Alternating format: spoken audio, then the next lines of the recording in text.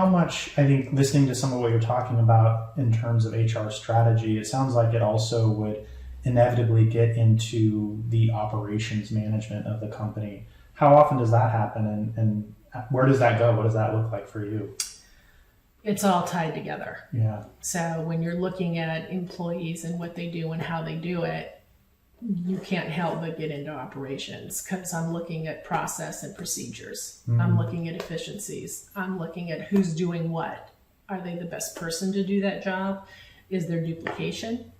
Is there role definitions? Do they know what they're supposed to be doing? And they all have to work together and tie together to meet the strategy, to meet the end goal.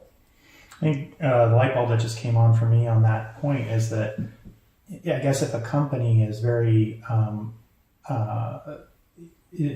person intensive, and we all say, oh, our people are our business, but obviously in some businesses you're selling a thing, and in some businesses it's about the intellectual output of the workforce. So it seems like your law firms, your accounting firms, your consultancies, your advertising agencies, and so on, the intellectual output of the workforce is the product. It's so important. And I think the light bulb that just came on to me is that, well, in that context, that HR strategy that is operations. That they are totally inseparable, because right.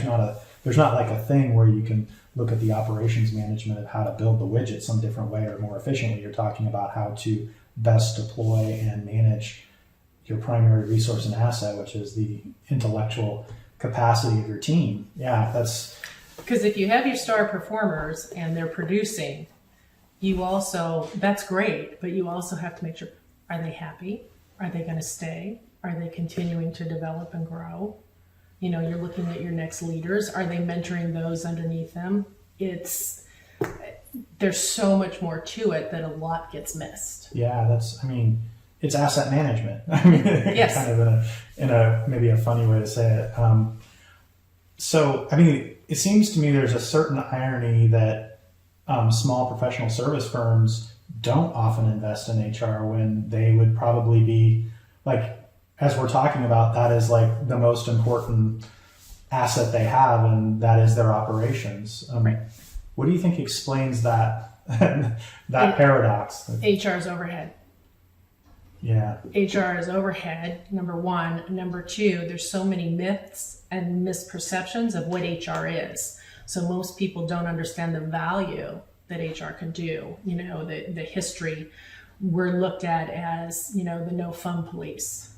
We're the rules people. We're the no, you can't do this, you can't do that. No, no, no, no, no, no, no.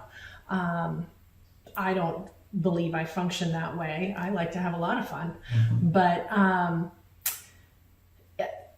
it's not critical in their thought process when they're starting a business. You have to have accounting, right? And payroll and IT.